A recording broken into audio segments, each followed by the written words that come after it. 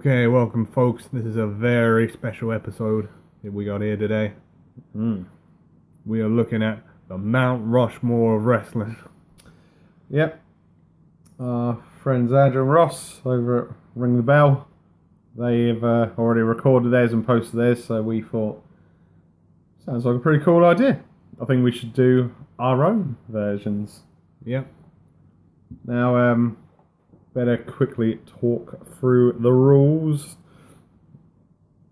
for this one. So,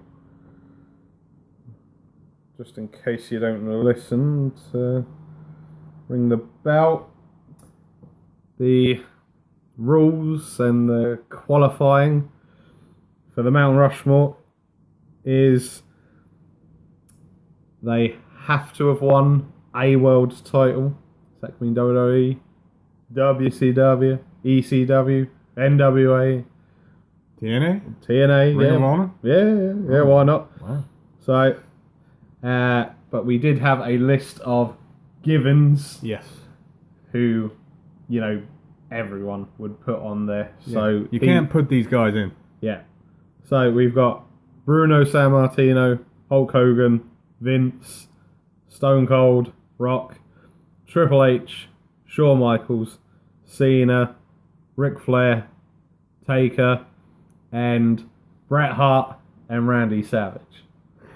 Which is very annoying, as I did have both of the last two in my four. And so did I. So, no, but we're respecting the rules. We've taken them out. We've got new people. Now, I think it's fair to say at the same time, we have tried to avoid doubling up. We have. At the same time. So, this isn't necessarily, our own personal choice necessarily. It is and it isn't. There's some people who we probably would say, yeah. We'd have them in there, but we try to go on a different aspect and look on this one. Yeah, if we were saying like a complete list, if we were allowed the givens or we were allowed most of the people, then these lists would look a lot different. But we've tried to be subjective, tried to look at it from a different viewpoint. People who actually deserve it maybe don't get the credit they deserve. Yeah, looking outside the box. So yeah, we got some interesting names in this one. Right. So, you want to start first? I'll go first. Okie dokie. Right. Now, in no particular order, who's your first one? Well, I actually am going in age or generation era. Okay. So we're going to start from probably late 80s, early 90s. Okay. Quite an own pick. We are going with The Ultimate Warrior. Ooh.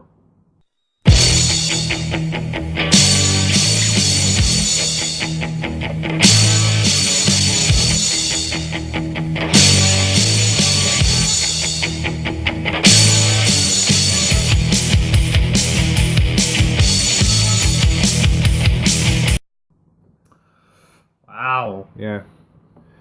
I'm saying he main evented WrestleMania 6 Ultimate Challenge. The first guy to hold WWE and Intercontinental at the same time. It certainly was. And, they've sort of buried him a bit over the years. Yeah, unfortunately, Warrior didn't leave on the best of terms, did he? No. Oh, as we're getting to SummerSlam, it was actually the SummerSlam in the mid-90s where he famously held up the WWE for money. Oh, yeah, of course, yeah. And got fired. But at one time, he was everywhere. Yeah. You can't argue. I mean, everyone had an Ultimate Warrior fighting buddy. Everyone would know his music. Yeah, that's very true. And let's not forget his epic promo he cut for Hogan. Oh, yeah. Assuming the playing controls. He was just really good at promos. Yeah. No, you couldn't really say he was a solid wrestler. No, so we should probably clarify. We're not going on purely one aspect of the character. It's the whole package. The whole thing. Because, certain wrestlers who are givens wouldn't necessarily qualify on certain criterias. But ultimately, I think Warrior would deserve it, because he gave the company a lot over the 6 or 7 years he was in. The WCW run wasn't that great. No. But he made up, he came back, he took his Hall of Fame induction. He did. And then we had that epic speech on Raw the night after Mania. And now we're forever going to have the Warrior Award. Yeah. So yeah, and then what was it? A few short days after that appearance on Raw, he sadly passed away. Yeah. See, I think he had been sick for a while. Possibly. It's definitely a credible theory. And they probably knew about it, so they were like, right, we got to do it now before time runs out. Yeah. But in the grand scheme of things, he'd be up there, simply for his impact in that early 90s period. Right, okay, fair enough, right.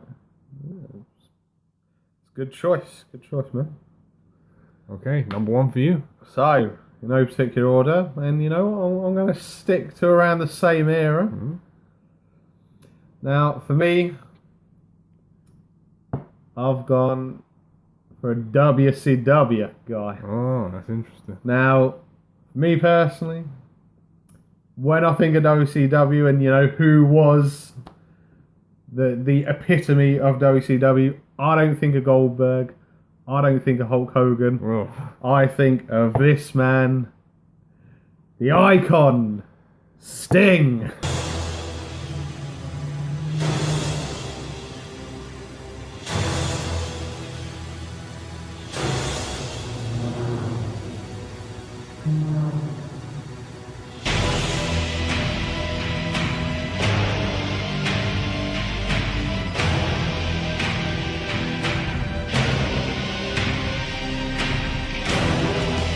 Wow, Mr. WCW. He was indeed. That much. Even when WWE brought WCW, he flat out refused to go. Wow, he was on too much money. Well, yeah, there was that as well. Yeah, no, you think of how Sting originated and not the Crow face paint we were accustomed to is almost David Bowie-esque. The original Sting. Yeah, I mean, he had with the blonde hair.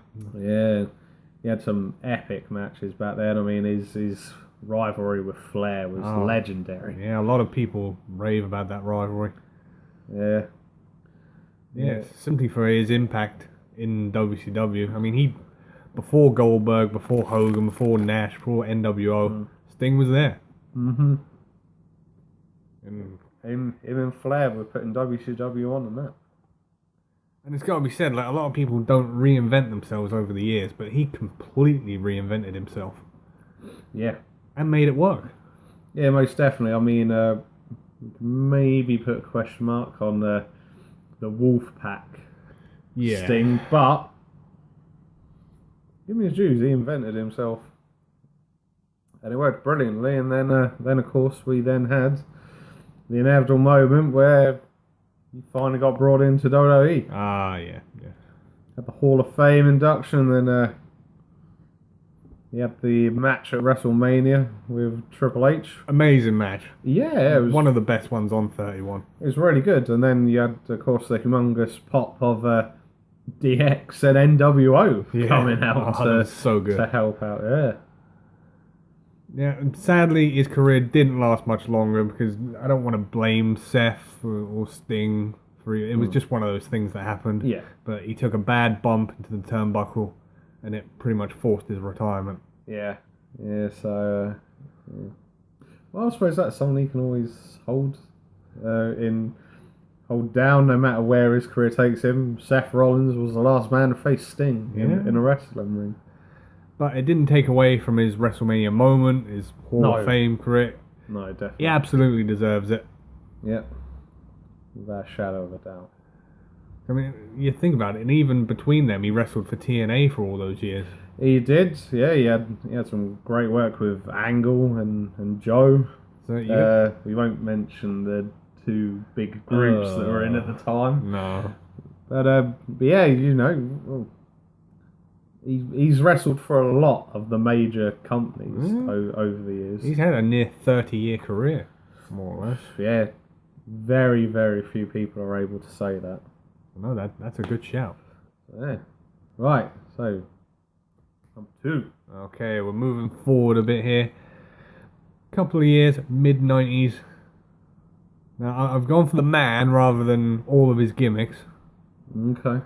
But next on the list, Mick Foley.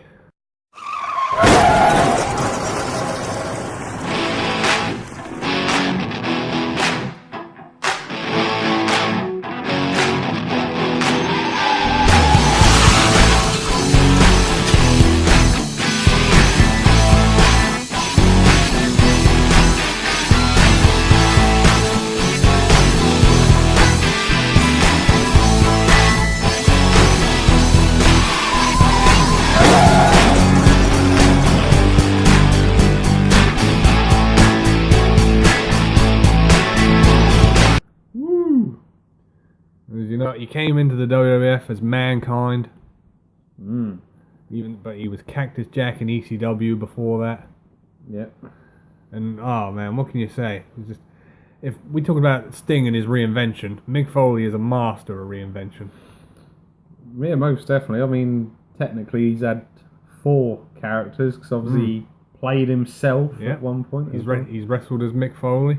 I mean, and you think so many of the moments he's had, being thrown off the cell, through the cell, rock bottomed on the car. Yeah. You think wrestlers talk about giving blood, sweat, and tears to the business, and Mick has given body parts. Body parts, yeah, literally. Yeah, he famously lost the ear in Germany. Yeah, it was fighting Vader, wasn't it? The barbed wire ring match. I mean, he's wrestled on explosives. Yeah. And who can forget his famous rivalry and tag team with Terry Funk? Yeah, and The Rock. Who can forget the Rock and Sock connection? And really, a lot of people point to Mick winning his first world title as one of the turning points in the Monday Night War. Yeah, definitely. Famously on WCW, who were live and Raw was taped at the time, the announcer said, "Oh, Mick Foley wins their world title. That's going to put bums on seats." Yeah. And unfortunately for WCW, people watched that and turned over to watch Mick winning the world title. Oh, dear Lord. Tony Schiavone, you idiot. So yeah, he's reinvented himself. Cactus Jack, Dude Love. Later coming back as himself. Yeah, I mean, even later on in his career, let's not forget, he had 2 massive rivalries with Randy Orton and Edge as well. So yeah, like, you know, even a bit like Sting, even in his later days, he was still pulling out decent matches. Yeah, he could still do it. Yeah. Admittedly, it took quite a toll on his body eventually, but you know, despite everything, the guy had a hell of a career. Yeah, I mean, so many moments. Not as many title wins as you'd expect. I think he won the world title 3 or 4 times. Tag team title a couple of times. Even with Al Snow. First hardcore champion. No, for his place in the business, Mick would be up there. Yeah, without a doubt. Good shout. I'm liking this already. It's very different picks to what we've heard already. Oh, so where do I go with my next one? Well,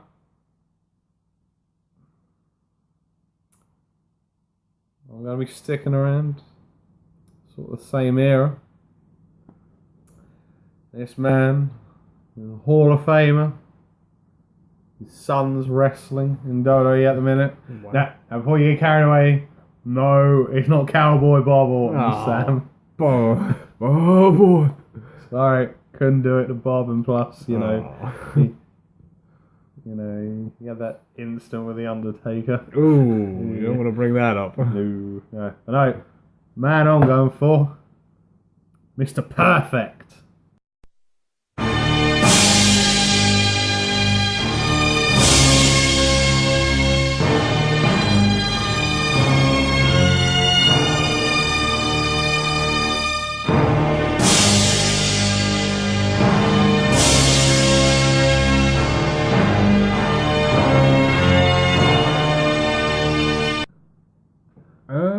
Did he win a world title? He did. He won it twice in WCW. Right, okay. That's where I got away with it. Damn, that is a good shout. Yeah, Mr. Perfect. I mean, what more do you need to say about the guy? Oh, man. He was perfect at everything. Yeah, I mean, all those videos of him making all the perfect shots and whatnot. Oh, yeah.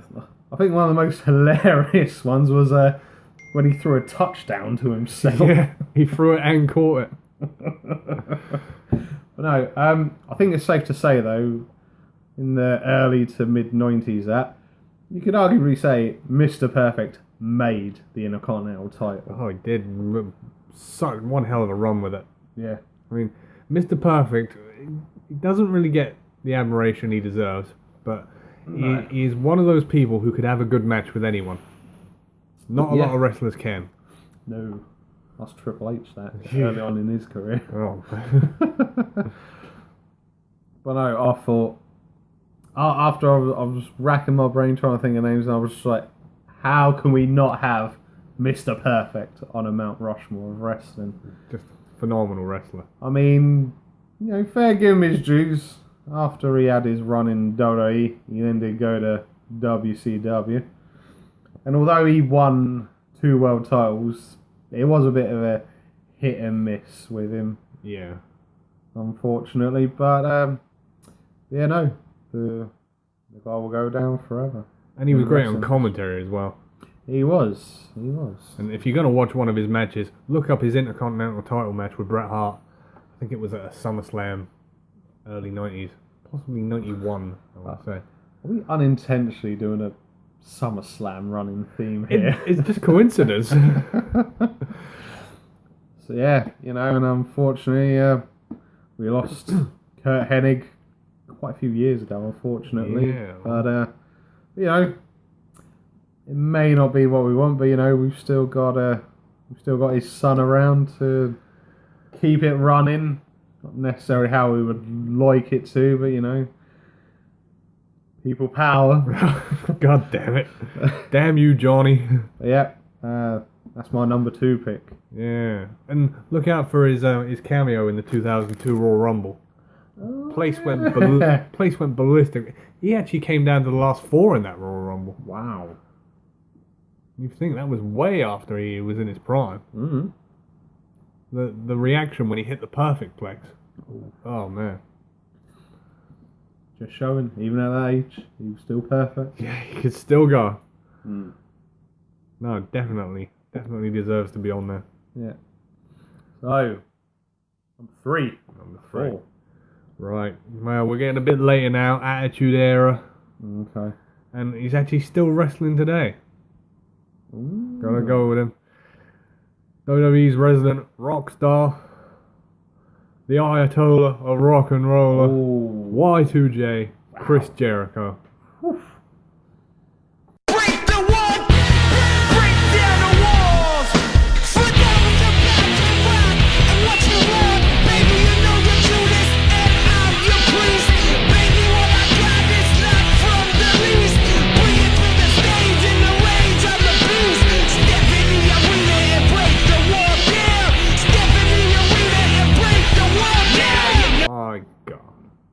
Yeah, what a career he's had. Now, again, he's had a near 30-year career.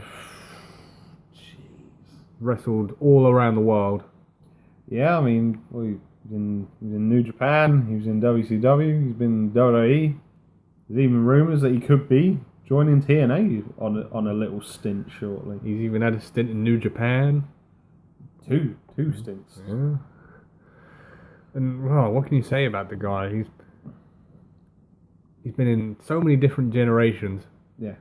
And he gives back. This is what I like about Jericho. He gives back to the business. He's not concerned with winning himself. Yeah. He does what's best for the business. Yeah. Yeah. You think early in his career he had the rivalries with Rock and Triple H. Yeah.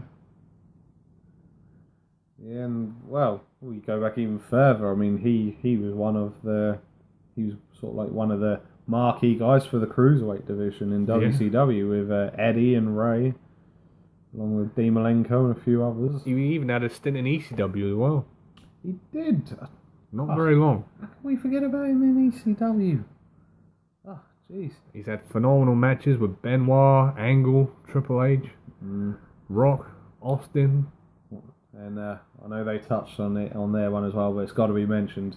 His rivalry with Shawn Michaels. Oh, man. Oh. That got personal. Jeez, yeah. I mean, Christ, you wouldn't get away with what he did now. I mean, he punched Shawn Michaels' wife in the face. Jeez. I think at the end of the day, that's what you got to love and respect about Jericho. He's just constantly reinventing himself and keeping up with the times. I mean, I remember when Jericho came back a few years back, and I was just like, really? Jericho's back again? And then he did the same old stuff.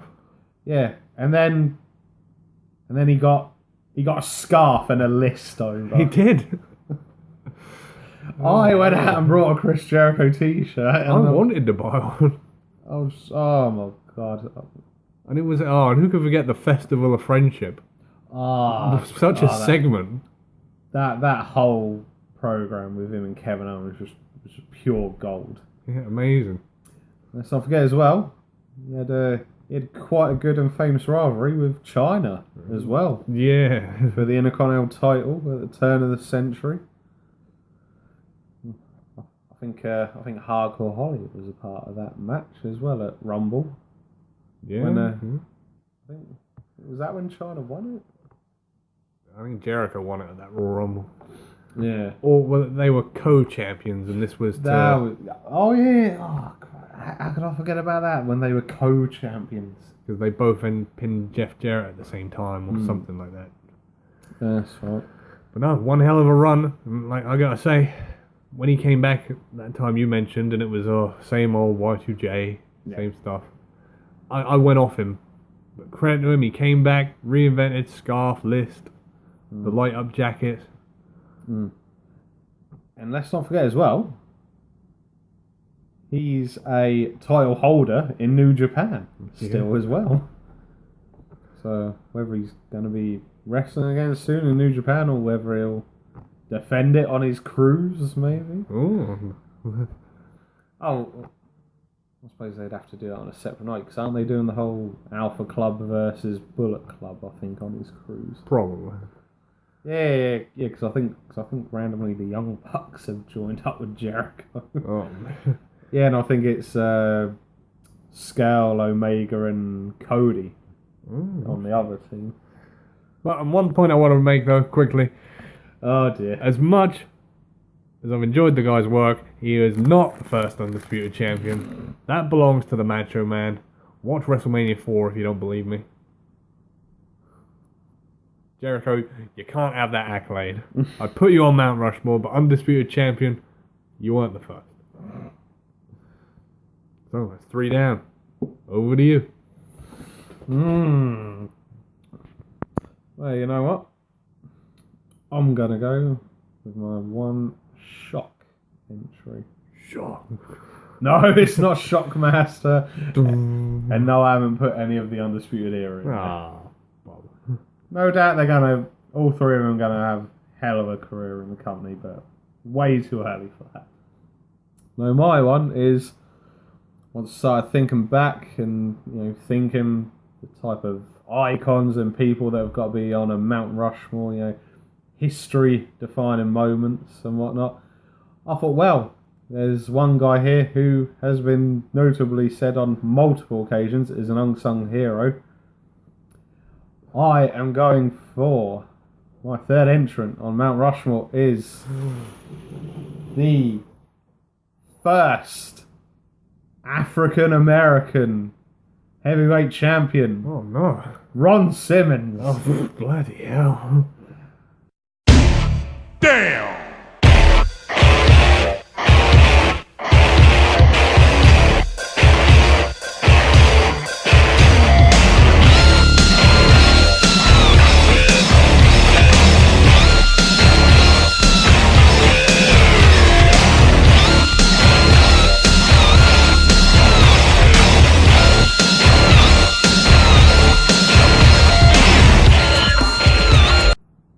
Now, Ron had a hell of a wrestling career. Went through the territories, because you had the territories back in them days. Then you had probably the defining moment of his career, when he was in WCW and he won the heavyweight title. That career crowning moment, a lot of the African American wrestlers look back and say that was the moment when they decided they wanted to go into professional wrestling, or sports entertainment as we're calling it now. Yeah. And then let's not forget as well, although he didn't have a lot of title reigns and whatnot, he had a lot of moments and memories in WWE as well. Did. When he joined up. I mean, who can forget the Nation of Domination? Yeah, that was good. He was the original leader before Rocky jumped on the bandwagon. If anything, The Rock credits him with, really helping him find his career. Yeah. I mean, for the time, what a group they were. I mean, you had Ron, you had The Rock, you had Mustafa. Oh, God. And then you had D'Lo and Mark Henry. Yeah. Good group. Yeah. And he didn't even stop there after leaving the Nation. No. He joined the Acolytes. Yes. Oh, I loved the Acolytes as a tag team. Part of the Ministry of Darkness. They were. And then, were they technically part of the corporate ministry? Yeah, briefly. Yeah. And then, of course, after they were done with the Acolytes name, we then had the APA. Oh, man. Yeah, this was brilliant. Everyone who saw the APA loved the APA. Yeah. And even Bradshaw and Ron themselves just say how much fun it was in that whole era. I mean, essentially they got paid to sit backstage and drink and smoke and gamble. There was so much I loved about that. The door to the office, there was no walls around it, it was just a door. Yeah. And if you walked around the door, they'd have a go at you. Yeah. And tell you to use the door. That's it. And then, for me, apart from when they won the tag titles on multiple occasions, one of the best moments I'll never forget. And funny enough, it was on a Sunday night heat. Oh, God. Before one of the pay-per-views. And Kai and I had a tag team match against someone. I can't for the life of me remember who it was. Sorry. And they then announced, we've hired APA. This was brilliant. I remember watching this heat. So then the boys come out and you think, oh, God, someone's going to get a clobber in. Then you have Bradshaw turn and say, what's the problem? Your check bounced. Oh. So, me and Farouk here, we're going to have a competition. See which one of you two bounce the highest. Oh, man. And they just destroyed him. Yeah. And that's to say as well, for the time as well, what a finisher the Dominator was. Yeah, it's still used to this day. Bobby Lashley uses it. Yeah. I mean, it was one of them moves back in the day. You saw it and you was like, that genuinely hurts. Yeah, there's a few people he did it on and you're like, yeah. Go back and watch their match with Public Enemy. Ooh. Where they just beat the shit out of them. Public Enemy's very, very small stint in WWE. Yeah, they were not liked. Oh, and then, whilst we're bringing up the APA, who can forget? The Barroom Brawl. Oh, man. They had a few of those. Always fun. I think probably the first one was the best. Brother Love and the Easter Bunny and a few others. That wasn't the first one. Wasn't it? No. Ah. Yeah. But no, even to this day, they still make appearances. I mean, back in Raw 25, they were having a poker game in the back. They did. Oh, and then one of the Legends nights a few years back, and they reunited. They helped Lita beat up Heath Slater. Yeah.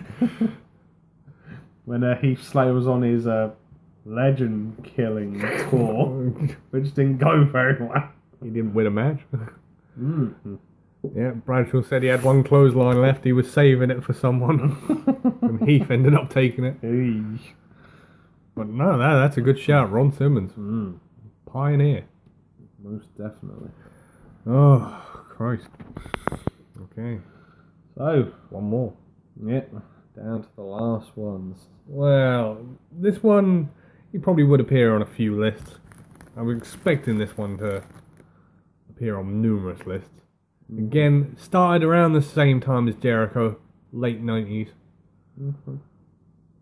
Still currently wrestles to this day. Not often, Okay. but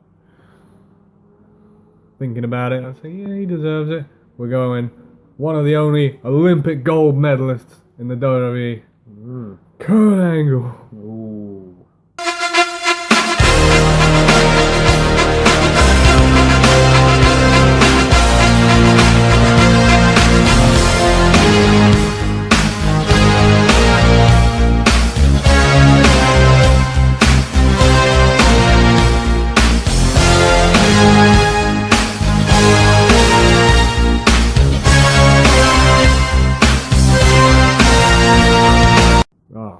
Good one. I say he started in '99, I think it was. Yeah. Yeah. Was it Armageddon? Survivor Series. Survivor I think Series. it was. Yeah. And he had one of the best first years in the company because he won the Intercontinental and he won the European. Famously lost them both in the same night. Yeah. King of the Ring and the WWF title in the same year. Yeah. And for the next couple of years, he just went on a roll. So many good matches, good rivalries with everyone, like Edge, Rock, Austin, Triple H, Undertaker. Yeah. And he wrestled Brock Lesnar at WrestleMania 19, knowing that he needed surgery the day after. Yeah. And that was the main event. Yeah, and let's not forget as well, this is when Brock was a genuine fighter. This wasn't, his wrestling style heavily influenced by his MMA background. Brock would go some. Yeah. I mean, you watched the documentary on WrestleMania 19. Angle said to him, "Don't worry about my neck, do what you have to." Jeez. And Christ almighty. Yeah, jeez. That match was amazing. It was. You can forget as well the amazing match he had with Shane O'Mac at King of the Ring. Christ almighty. Brutal. Yeah, I mean, if you haven't already, firstly, what in the hell have you been doing the whole time? It's amazing.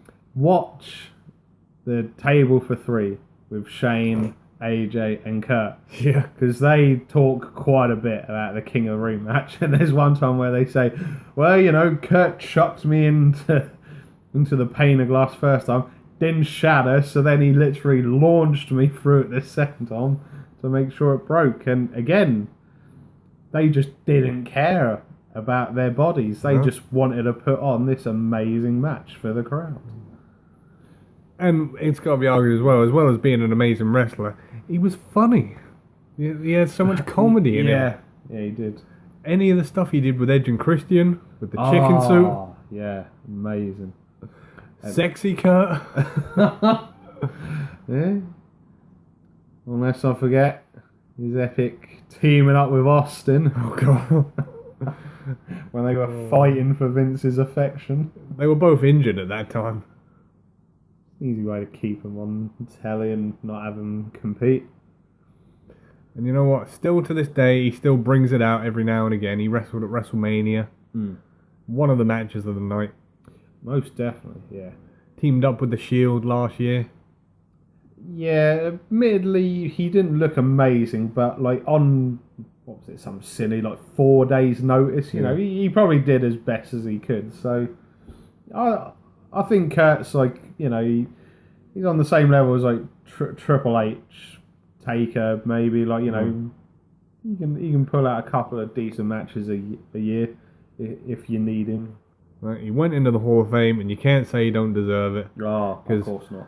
Not as long as career as some of the other guys, but good 20 plus years. Yeah. Grand Slam champion. Yeah.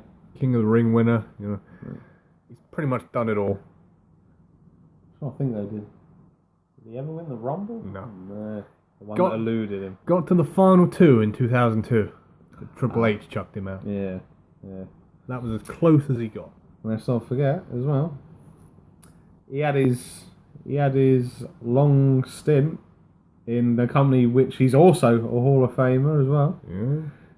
Let's not forget he was in TNA as well. He's a Grand Slam champion in TNA. Yeah. Amazing rivalries in TNA at times. I mean, he fought AJ, he fought Joe. Bobby Roode. Of course, Bobby Roode.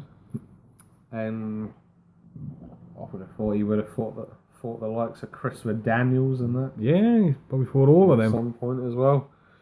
You know, what most people would consider the TNA originals before they started signing all the WWE rejects. Oh, man. But yeah, Kurt's most definitely deserved to be on a Mount Rushmore. Absolutely. He would appear on a fair few people's list. Yeah. So, In fact, I think he was on Andrews. good man. Good beard as well. So, now the crowning defining moment. Hang on. My pick, the Rated R Superstar Edge. Wow.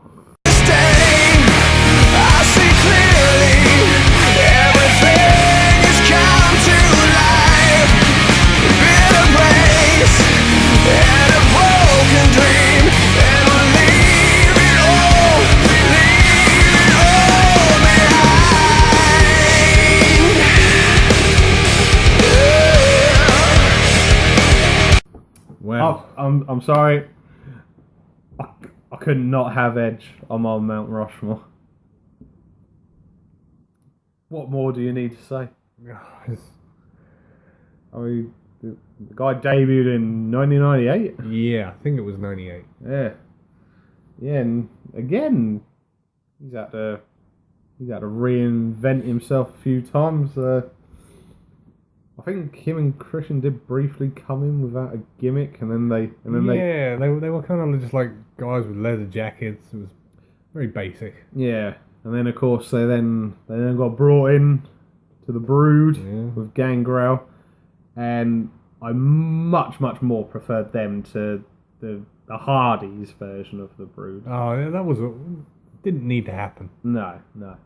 I like, and the entrance was awesome for that time as well. You know, it was something very unseen of those days. Yeah, the song, the flames coming up, the little trapdoor with the platform coming up. Yeah, and of course they had their rivalry with the Hardys even back then, before we even got further down the line. And I believe, wasn't it them and Edge and Christian and the Hardys who had the tag team match to determine who won Terry Reynolds to be their be their manager. That was the No Mercy 99 ladder match. They got the standing ovation. Yes. Yeah, and of course after Brood was done, and then you had Edge and Christian on their own. The amazing TLC stuff. I mean, they reinvented. They went from being the dark, broody people to being like really cool guys.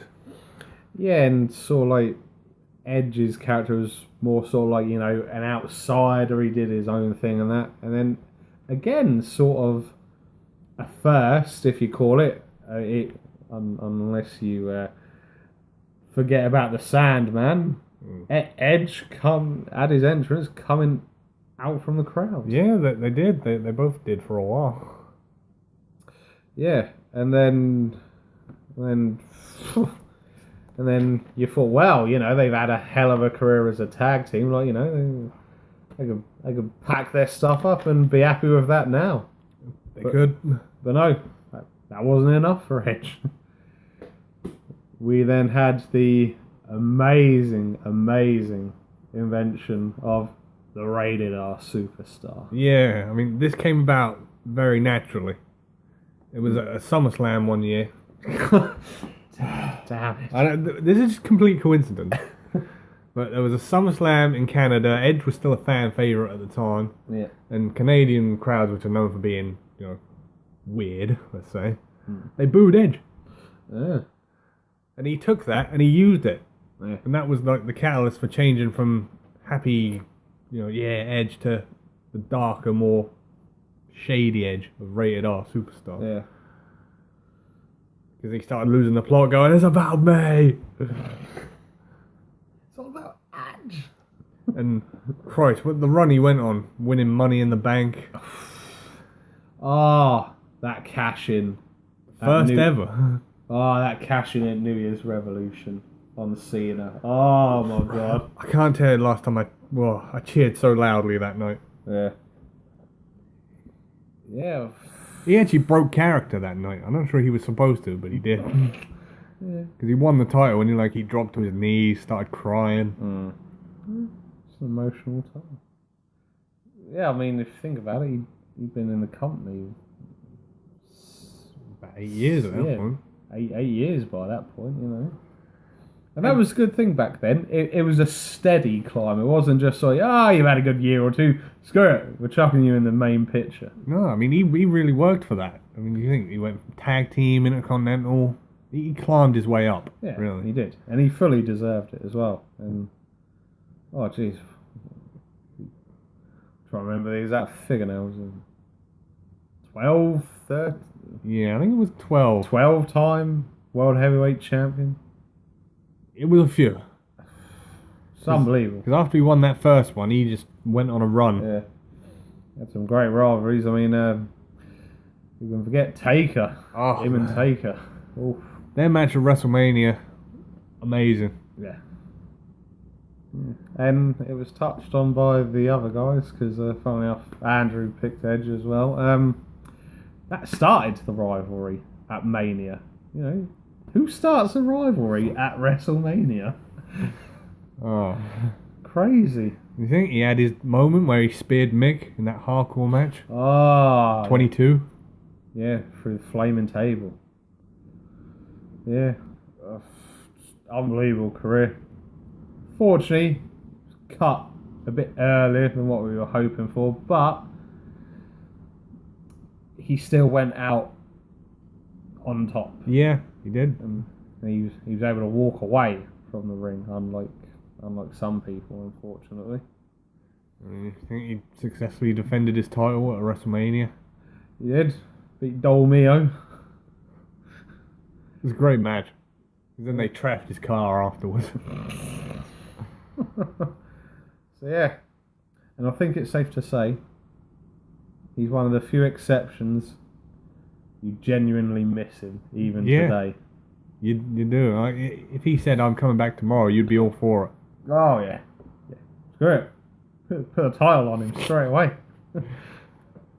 And he is one of the only wrestlers, I'm not sure how many people have done this, but he has actually won everything. He's Grand Slam champion, Royal Rumble, King of the Ring, and Money in the Bank. Wow. Yeah. I'm not sure how many other people have done it. No. That's a bloody good question, actually. I'm not sure if anyone else has that. He genuinely has won it all. Wow. And main evented a WrestleMania. Sorry, Punk. Phew. But I can't help but feel when he's had enough of UFC, he's going to come back at some point. Yeah, it's over, man. He's got too much disdain for the company. He's going to come back on a part-time deal. God.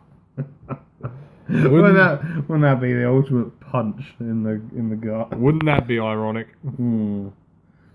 So, that is our Mount Rushmores. Yeah, sure. And we didn't double up on anyone. No, we didn't. That's 8 completely different people.